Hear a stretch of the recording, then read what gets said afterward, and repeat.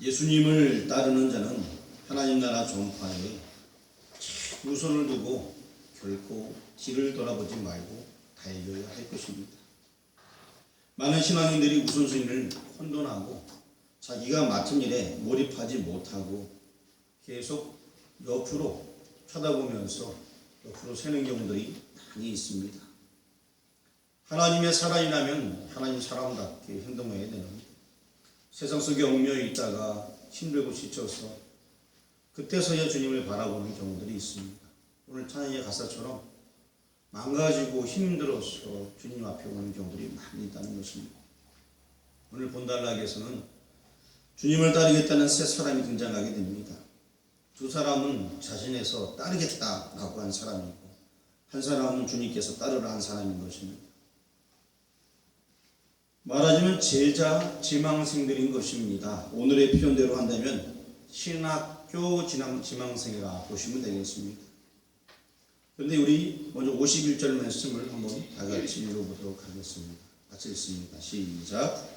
예수께서 승천하실 기약이 예루살렘을 향하여 올라가기로 굳게 결심하시고, 지금 예수님께서는 예루살렘으로 올라가기를 굳게 결심했다라고 말씀해 주고 있습니다. 이러한 상황 속에서 이 일이 되어진 것을 생각해 봐야 될 것입니다. 이 부분에 대해서 먼저 잠시 설명을 드리고서 말씀을 진행하도록 하겠습니다. 예수님께서는 지금 예루살렘으로 올라가시는 중에 지금과 같은 따른다는 그런 일들이 일어나게 되었습니다. 예수님께서는 이 땅에 오셔서 자신을 드러내신 시점이 이제 공생애라고 말합니다.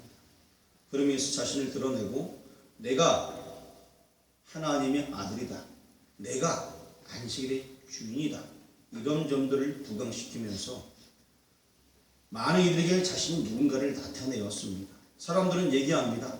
과연 그는 누구인가? 예수 그는 과연 누구인가? 라는 물음이 생기게 되었습니다. 그리고 예수님을 따르는 사람들조차도 예수님께서 하시는 사역을 바라보면서 저분은 과연 누구인가? 저분이 누구이기에 이런 일도 하는가? 라는 이야기를 제자들조차도 하게 됩니다. 그래서 우리가 짧게는 누가복음 8장과 9장을 최근에 공부하게 되었는데요. 여기 내용을 보게 되면은 죽은 사람도 살리게 됩니다. 그래서 어느 성에 있던 아이가 죽었는데, 하나밖에 없는 아들이 죽었는데, 아이의 성이죠. 근데 그 아이를 살려내게 됩니다. 사람들은 깜짝 놀라게 됩니다. 지금까지 없었던 일이 되었는데 죽은 자를 살렸습니다. 뿐만 아니라 혈루병으로 고생하던 여인도 예수님께서 내 몸에서 능력이 나감이라 라고 고치셨습니다. 알고 계셨습니다. 그리고 또 이미 죽었던 회당장 야이로의 딸도 살려내시게 되었습니다. 사람들은 놀라지 않을 수가 없었습니다. 그리고 갈릴리 호수를 가로질러 가십니다. 폭풍이 임할 때 예수님께서는 바람과 바다를 꾸짖었습니다. 거기에 누가 타고 있었냐면 여러분 잘 알다시피 예수님을 따르는 제자들 중에 어부가 있었습니다. 그 어부들조차도 두려워할 만한 그런 폭풍, 자신들도 처음 만나본 그런 폭풍이었단 말이죠. 그래서 무서워하는 거예요. 근데 예수님은 그 폭풍을 잠잠히 하셨습니다. 사람들은 말합니다. 저거 과연 누구이기에 바람과 폭풍도 잔잔케 하느냐. 그리고 그 폭풍을 잔잔케 하신 예수님께서는 단 한 사람을 구원하기 위해서 폭풍을 가로질러 와서 귀신 들려있는 사람을 고치시고 군대 귀신이 다 나가게 한 다음에 다시 돌아오셨습니다. 성경에 다 나와있는 이야기예요. 이런 일련의 사건들이 쭉 있었고요. 지금 57절에 이르기까지도 여러 가지 일들이 있어. 변화선의 사건도 있었고 우리가 공부하지 않았지만 여러 가지 일들이 또 있었습니다. 그 사이에 또 죽은 사람 또 살리시고 예수님께서 여러 가지 일을 쭉 하셨습니다. 그러고 나서 누가복음 9장 20절에 와서 예수님께서 제자들에게 말씀합니다. 너희는 나를 누구냐 하느냐라고 묻게 됩니다. 사실 예수님께서 갈릴리 지역을 막 다니면서 엄청난 사역을 하셨어요. 그리고 그 윗지방 두루와 시돈지까지 다 돌아다니면서 엄청난 일을 하게 됩니다. 가이사라 빌립보 지역에 와서 너희는 나를 누구냐 하느냐 물었습니다. 그때 베드로가 정확하게 대답합니다. 주는 하나님의 아들이시니 예수님을 가리켜서 하나님의 아들이다라고 정확하게 고백을 하게 되었습니다. 예수님이 누군가를 계속 드러내셨어요. 스스로요. 사람이 할 수 없는 일을 하셨습니다. 그래서 사람들은 저가 누구인가? 저가 누구이기에? 저가 누구일까? 이런 생각을 가졌습니다. 이제 제자들은 확실히 그분이 누구인지 알게 되었습니다. 그리고 그 알게 된 것도 스스로 지혜롭게 오친 것이 아니라 성령님께서 알게 하셨다라고 주님께서 말씀해 주셨어요. 제자들은 이제 그가 누구인가를 알았습니다. 그런 다음에 이 예수님께서는 이제 그들을 데리고서 예루살렘으로 가시는 거예요. 오늘 51절의 말씀이니까 올라가기로 결심하냐 라고 말씀하고 있습니다. 그러면 이제부터는 예수님께서 무슨 일을 하셨을까? 그 전까지는 자신이 누구인가를 드러내셨습니다. 그렇다면 그 예수님께서는 왜 이 땅에 오셔야만 했는가? 이제는 그 부분에 대해서 우리에게 알려주길 원하고 계시는 것입니다. 이곳에 내가 왜 왔는가? 그것을 말씀하시는 것이 앞으로 쭉 나오는 이야기의 핵심 주제인 것입니다. 다시 말씀드리자면 예루살렘으로 올라가는 데는 이유가 있다. 왜? 내가 너희를 위해서 대신 죄를 사하기 위해서, 대속물이 되기 위하여서, 십자가를 감당하기 위해서, 이런 내용이 성경의 내용인 것입니다. 너희는 나를 누구라 하느냐라고 묻기 전까지는 예수님은 자신 스스로 누구인가에 대해서 많은 사람에게 알려주었습니다. 그래서 그 많은 사람 중에서 어떤 사람은 예수님이 누군지 확실히 알았던 사람은 말씀만 하옵소서 저희 종이 낫겠나이다, 이런 고백이 있었고요. 어떤 사람은 몰려가서 만졌더니만 고침받게 되었던 거예요. 왜? 그분이 누군지 알았기 때문에. 그 과정에서 모르는 사람이 또 많이 있었어요. 그러고 나서 예수님께서 너희는 나를 누구냐 하느냐 물었을 때에 제자는 정확하게 대답하게 되었습니다. 예수님이 누구인가 이제 어느 정도 알게 되어 그때에 예수님께서는 그러면 내가 하나님의 아들인데 이 땅에 왜 왔을까? 그 부분에 대해서 성경에는 계속해서 이제부터는 말씀을 해주고 있다는 것입니다. 먼저 이 생각을, 이 사상을 여러분 머릿속에 두고서 오늘 본문 말씀을 보시고요. 이 생각은, 이 사상은 오늘만 통하는 것이 아니라 계속되이 예수님께서는 왜 오셨는가는 앞으로도 계속되이 우리에게 비춰주고 있습니다. 이러한 기본적인 여러분 생각을 가지고서 말씀을 바라볼 때에 예수님의 심정이 조금 더 이해가 되는 거예요. 예수님은 지금 가는 그 길이 그냥 가는 길이 아니라는 것입니다. 자기 죽음, 자기 목숨을 내놓기 위해서 가는 길이에요.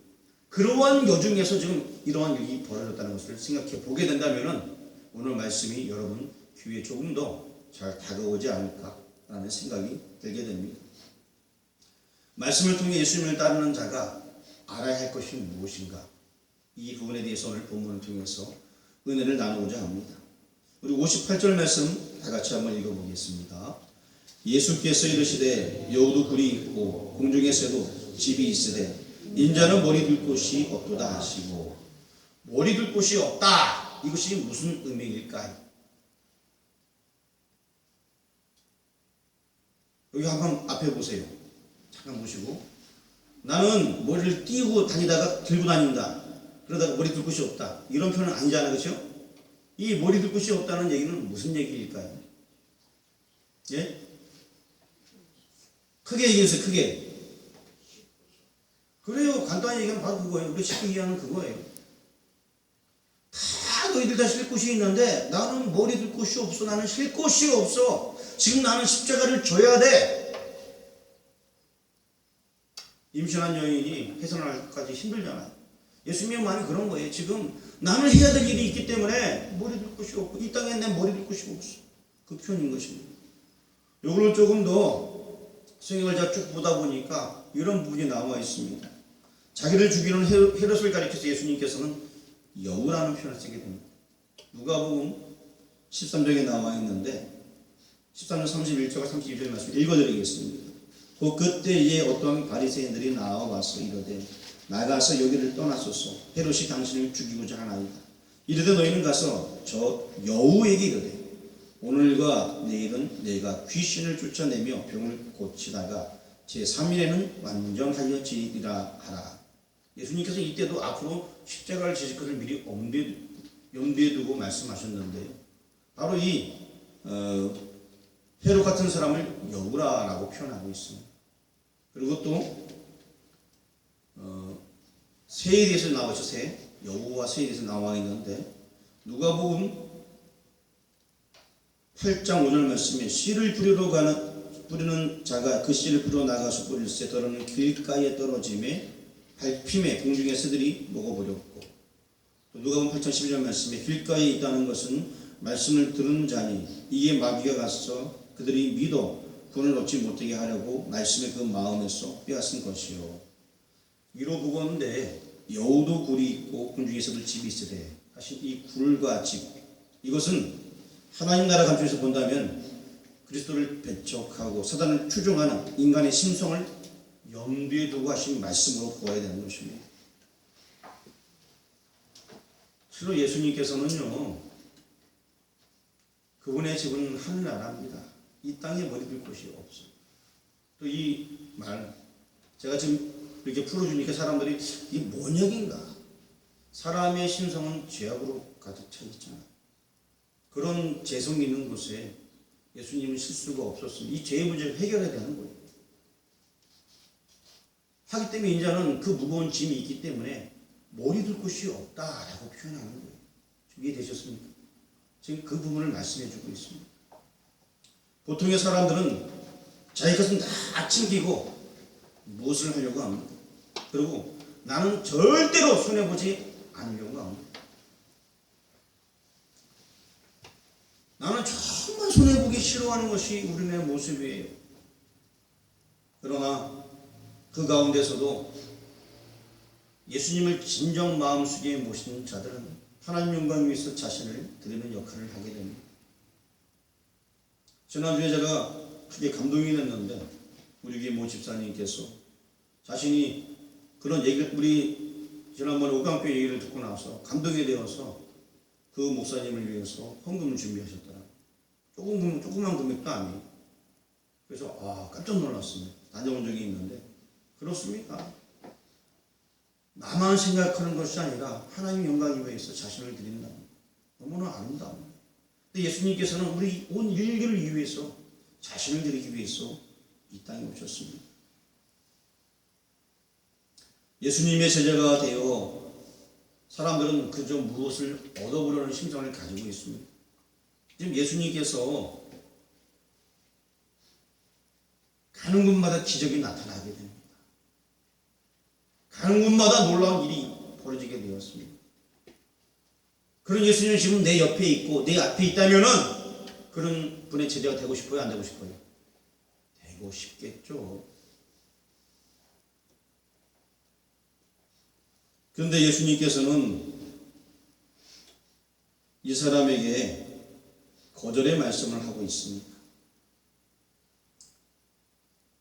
사실 어쩌면은 이것이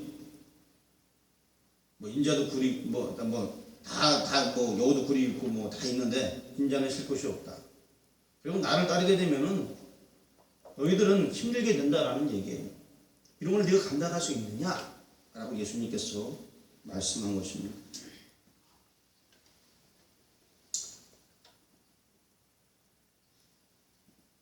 주님께서 왜 이처럼 따르기를 자청하는 자에게 이런 거절의 말씀을 하셨을까요? 이와 변형되는 마태복음을 보게 되면은 주님을 따르겠다고 자청한 사람은 다름이 아닌 서기관이었어요. 마태복음 8장에 잘 나와 있습니다. 서기관이었는데 서기관은 상당한 지식이 있었습니다. 사회적으로도 높은 지위를 가지고 있는 그런 인물이었습니다. 또 대개 바리새인들이 이 서기관의 주기를 맡아보고 바리새인 중에도 좀 똑똑한 사람들이 이 서기관의 직무를 맡아보게 되었습니다. 그러나 서기관과 같은 사람이 예수님의 제자가 된다는 것은 어찌 보면 주님의 권위가 한층 높아지는 그런 기계 될 수 있는 중요한 거였습니다. 하지만 이 서기관이 주님을 따르기로 한 그런 이유가 있지 않겠습니까? 이 서기관은 인간적인 영광과 출세를 바라보며 주님을 따르겠다고 자청하였기 때문에 예수님께서 거절하셨던 것입니다. 주님에게는 서기관이 생각한 것처럼 영광의 길이 아니었습니다. 오히려 그 예수님께서 가시는 길은 비참하고 수치스러운 고난의 길이었습니다. 아까 제가 초대에 말씀드렸죠. 예수님께서 이 땅에 왜 오셨는가? 그 일을 이루기 위해서 지금 주님은 예루살렘으로 가고 계시는 중이었습니다. 이것을 알지 못하는 이 서기관은 제자가 되겠다고 말하는 것입니다. 주님을 따르기 위해서는 십자가의 고난을 각오하는 결단이 있어야 되는 것입니다. 그리고 이러한 결단, 정말 나도 주님을 위해서 그 십자가를 지겠습니다 라는 그런 결단, 이러한 결단을 가지고 그리스도의 제자가 되겠다고 나서는 여러분들에게 주 이름으로 축원합니다. 많은 성도들이 아직도 이러한 지각 없이 신앙생활을 할 때가 많이 있습니다. 그냥 신앙생활하면 왠지 좋으니까, 뭔가 위로가 되니까, 그래서 신앙생활하는 사람이 있다는 것입니다. 그리고 또 교회만 다니면은 나도 축복을 받을 수 있다라고 생각을 하게 됩니다. 물론 전혀 틀리다고 할 수도 없어요.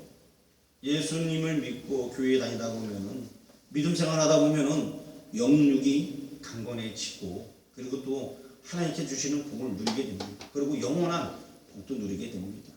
하지만 성경에서 말하는 그런 축복과는 현세의 축복만 얘기하는 것이 아닌 것입니다. 현세에는 때로는 살아가면서 엄청난 고난이 임할 수 있다는 것입니다. 믿음의 일꾼들인 우리 믿음의 선조들 순교했습니다. 가진 거 다 내어서 다른 사람에게 내어주고 자기 목숨까지 내어주고 순교했습니다. 그리고 영원한 축복을 받아봤다는 것입니다. 이것까지도 우리가 생각을 해야 된다는 것. 당장 내 알량한 어떤 자존심과 축복을 바라는 것이 아니라 나는 완전히 자존심 무너지고 깨지고 부서질지라도 하나님 영광 이하에서 내 자신을 드릴 수 있는 그러한 믿음이 있어야 된다는 것입니다. 성경은 내세의 축복을 위해서는 현세에서도 고난을 받아야 한다고 말씀하고 있습니다. 로마서 8장 10절 말씀에 자녀이면 또한 상속자 곧 하나님의 상속자요 그리스도와 함께 한 상속자니 우리가 그와 함께 영광을 받기 위하여 고난과 함께 받아야 할 것이니라.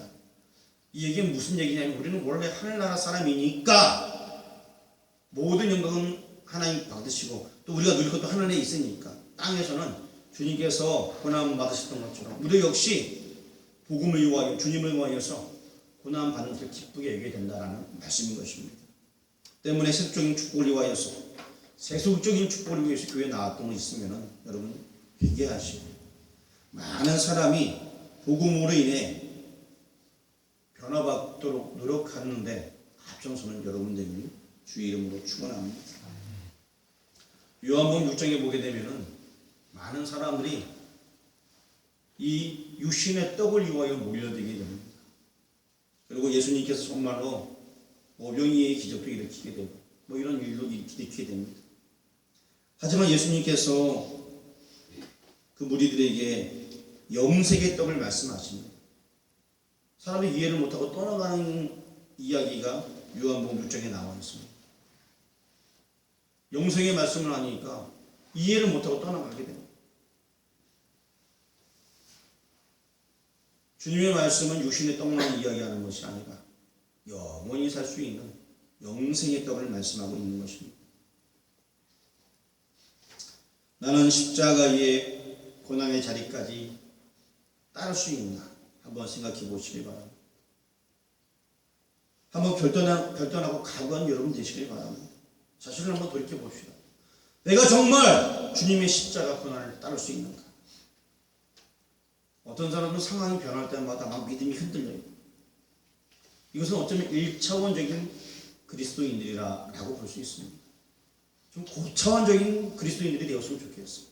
상황이 변하고 때가 힘들어도 아랑곳하지 아니하고 주님만 바라보시길 바랍니다. 우리 60절 말씀 60절 말씀 한번 같이 공독하겠습니다. 이르시되 죽은 자들로 자기의 죽은 자들을 장사하게 하고 너는 가서 하나님의 나라를 전파하라 하시고. 자, 59절도 한번 읽어보겠습니다. 시작.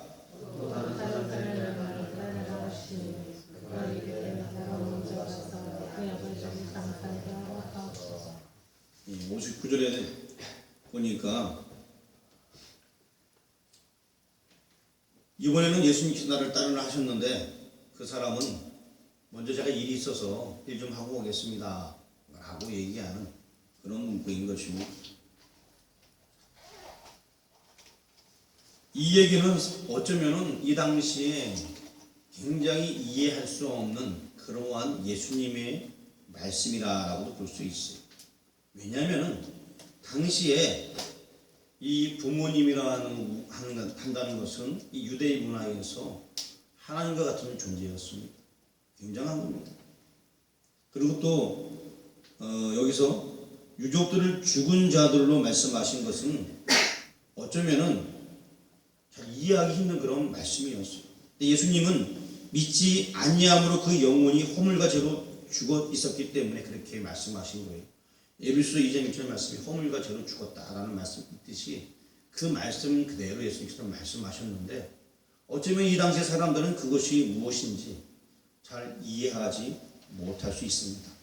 인륜을 무시하는 듯한 주님의 발언인 것입니다. 부모의 장례는 어느 민족 할 것 없이 일륜지 대상 중에 하나인 것입니다. 아까도 말씀드렸듯이 유대인들에게는 더더욱 그랬습니다. 그리고 이들의 간섭을 기록한 메길라라는 책을 보게 되면 부친의 장례는 토라의 연구나 할례, 심지어 그 어떠한 율법 준수나 성전 봉사보다 우선한다라고 기록이 되어 있어요. 유대인들에게서 장례는 그 무엇보다 중요하다라고 기록이 되어 있단 말입니다. 그들이 가진 체계는. 그렇다면 과연 예수님께서 이처럼 부모나 가족에 대한 윤리마저도 무시했던 반인륜적인 분이었나? 여러분 아시다시피 그렇지 않습니다. 예수님께서는 어릴 적부터 부모님을 공경했던 내용이 누가복음 2장에 나와 있고요. 그리고 또 마지막 때에 모친 마리아를 걱정해서 요한복음 19장에 보면 어머니를 부탁하는 내용도 나와 있습니다. 그런데 이 예수님께서 이해하기 어려운 말씀을 하신 것입니다. 그것은 바로 이 세상에서 하나님 나라 복음보다 더 중요한 일이 없다는 것입니다. 진정한 생명 살리는 일, 이거보다 더 중요한 것은 아무것도 없다. 그것을 말씀해 주고 있는 것입니다. 사람들이 생각하던 그 인륜마저도 무시될 만큼 하나님 나라의 복음이 중요하다는 사실을 명백하게 강조하고 있는 것입니다. 복음 전파가 세상 큰 것보다 중요한 것입니다. 그러므로 우리는 이러한 주님의 말씀 앞에서 지금까지 하나님의 나라보다 이 땅 일들을 더 크고 급한 일로 생각해왔던 우리의 태도를 반성해야 될 것입니다.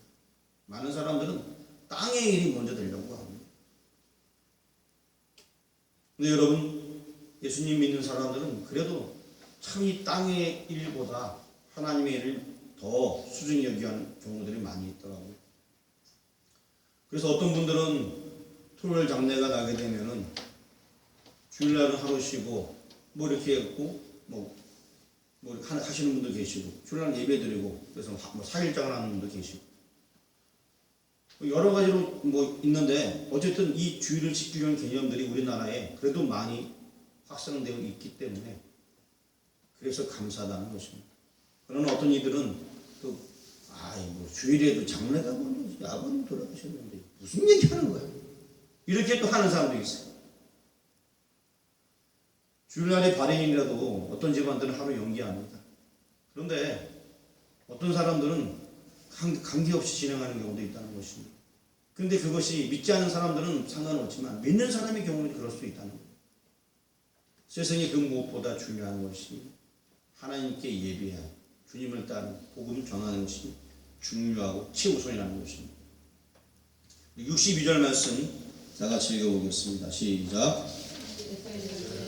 손에 쟁기를 잡고 뒤를 돌아보는 자는 하나님의 나라에 합당하지 아니하리라 하십니다. 여러분, 쟁기가 뭔지 아세요? 뭐예요? 크게 얘기했어요. 크게. 제가 잘 몰라서 그래요. 농기고요. 농기는 다 쟁기예요? 바꾸는 거요? 문지사님 잘 알잖아요. 쟁기가 뭡니까? 박하리하는 도구입니다. 아, 밭갈이 하는 거고요. 농사하시면 정확히 알고.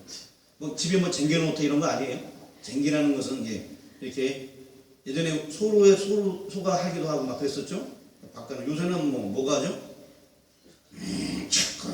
뭐가예요? 트랙터가 싹 지나가면 되는 거 아니에요? 안 그런 거예요? 네, 가파른 데는 소로 하기도 하고요. 또 소를 운동시키기 위해 훈련시키기 위해서 소로 하는 데가 있더라고요. 어차피 너무 가파른 데 경사진 데는 뭐 고리 막 씌우고 이런 데는 소로 하더라고요. 뭐 쟁기 여러분 뭐 다 해보셨을 거고요. 저도 예전에 쟁기 전 농사를 잘 모릅니다. 하는 친구가 있어서 제가 한번 해봤어요. 소로 이렇게 해서 해봤는데 진짜 저는 똑바로 했는데 소가 넘어가듯이 잘 안 되더라고요. 삐딱삐딱 해야 하니까 제 친구 제 후배인데 형님 그만하시라고 안 된다고. 깊이도 안 맞고 소가 힘들어한다는 거지. 들어갔다 나왔다 하니까 그러는 거 아니라고 비키라고 얘기하더라고. 자, 근데 여기 62절 말씀에 쟁기를 잡고 뒤로 돌아보는 자는 하나님 나라에 합당치 아니하니라. 여러분 다 아는 얘기예요. 그래서 이 얘기 많이 하잖아요. 정확히 앞에 목표를 놓고 딱 갈아야지 그 밭도 잘 갈리고 뒤로 돌아보면 당연히 안 갈리겠죠. 엉뚱하게 되겠죠. 경주하는 자가 또 옆을 봐도 안 되는 것이고 주님의 말씀이에요. 손에 쟁기를 잡고 뒤로 돌아보는 자는 하나님 나라에 합당하지 아니하리라. 근데 시편 78편 9절 말씀에 에브라임 자손은 무기를 갖추며 활을 가졌으나 전쟁의 날에 물러갔더라. 이 얘기가 무슨 얘기입니까? 아무리 잘 좋은 도구를 가지고 있다 할지라도 옆을 보거나 딴 데 보거나 마음이 딴 데가 있으면 그 전쟁에 이길 수 없다는 거예요. 아무리 좋은 도구 트랙터를 가지고 있더라도 저는 우리 동네에서 직접 봤어요. 그냥 못 봤으면 얘기를 안 해요. 어떤 사람이 어떤 사람에게 트랙터 좀 가달라고 부탁을 했어요. 그러니까 그 어떤 사람이 트랙터를 가는데 오전에는 잘 갈더라고요. 조금 지나고 나니까 다시 삐딱삐딱해지기 시작하고 좀 이따 들어가서 잔다고 가시더라고요. 그리고 안 되는 거예요. 뭐 누군지 아는 분도 있을 거예요. 뒤에다가 병에다가 술을 잔뜩 갖고 가서 마시면서 일을 하는 거예요. 이렇게 오전에 잠깐은 조금 하다가 좀 지나니까 삐딱삐딱해지고 오후에는 더 많이 와서 일을 할 줄 알았는데 시킨 사람이 어떤 사람이 더 많이 할 줄 알았는데 다른 어떤 사람은 더 이상 못한다고 들어가서 자는 거예요. 그냥 우리 동네에서 있었던 일이에요. 한 번, 두 번 본 게 아니고 그 시킨 사람이 나중에 화가 나고 저한테 막 아이고 저놈은 말이야 돈도 다 줬는데 안 한다고 막. 실제로 제가 봤어요. 실제로 이렇게 트랙터가 그렇게 왔다 갔다 가는 건 처음 봤어요. 그냥 동서남북을 보면 왔다 갔다 막 하다가 안 되겠다고 집에 들어가더라고요. 아무리 좋은 연장이 있어도 제대로 우리가 사용 못하면 소용이 없다는 거예요. 여러분 잘 아시는 롯의 아내는 뒤로 돌아보았으므로 소금 기둥이 되었다라고 창세기 19장 21절에 말씀하고 있습니다. 하나님 말씀대로 안 사니까 결국에는 그 인생이 똑바른 길을 갈 수가 없어요. 디모데후서 2장 3절 말씀에 너는 그리스도의 예수의 좋은 병사로 나와 함께 고난을 받으라. 병사를 복무하는 자는 자기 생활에 얽매이는 자가 하나도 없나니 이는 병사로 모집한 자를 기쁘게 하려 합니다. 우리가 하나님의 자녀로 부름받았으면 하나님 뜻대로 살아야 된다는 것입니다. 모든 조건이 다 갖춰져 있어요. 건강 주셨어요. 지혜 주셨어요. 우리에게 여러 가지 재능 주셨어요. 그런데 우리가 그것을 제대로 활용하지 아니한다면 아무런 소용이 없다는 것입니다.